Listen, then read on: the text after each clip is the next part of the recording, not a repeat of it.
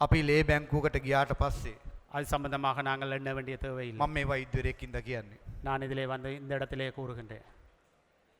ඔබට රුධිරය ඕන නම් ට්‍රාන්ස්ෆියුෂන් එකකට உங்களுக்கு அவசரமாக இரத்தம் தேவைப்படுமாக இருந்தால் අපි ලේ පැකට් එකේ කාගේද ලේ කියලා හොයන්නේ නැහැ. அந்த இரத்த பாக்கெட்டிலே வந்து நாங்கள் குறியிட்டிருக்க மாட்டோம் இது எந்த இனத்தைச் சேர்ந்தவர் என்று. අපිට ජීවිතය බේර ගන්න පුළුවන්.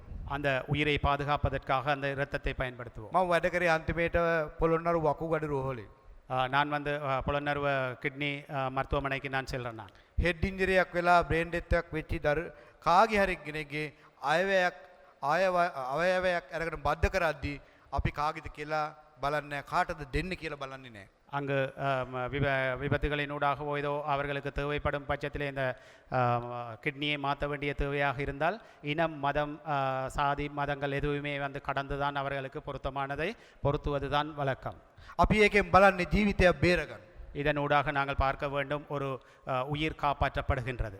ඒක තමයි ප්‍රඥාවේ ප්‍රඥාන්විතව හිතන ස්වરૂපය. இதுதான் நாங்கள் உயர்வாக நினைக்கின்ற ஸ்வரூபம்.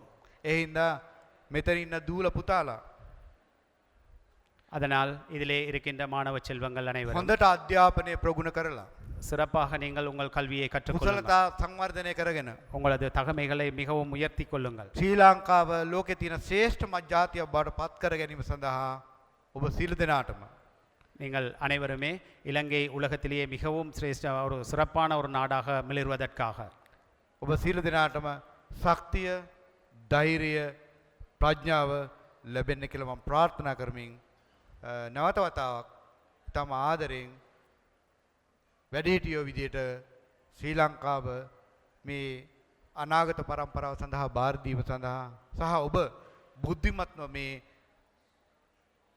රට බාර ගැනීම සඳහා ඔබ ඔබගේ කුසලතාවයන් සංවර්ධන ආධ්‍යාත්මය ආකල්ප සියලු දේවල් සංවර්ධනය කරගෙන සඳහා සංවර්ධනය කරගෙන රට ශ්‍රේෂ්ඨමත් ලෝකයේ තියෙන ශ්‍රේෂ්ඨමත් ජාතියක් ශ්‍රී ලාංකික ජාතියක් බවට පත් කරගෙන සඳහා ඔබ වෙර දරන්න කියලා මම ඉල්ලා සිටිමින් මගේ වචන ස්වල්පය අවසන් කරනවා. බොහොම ස්තුතියි.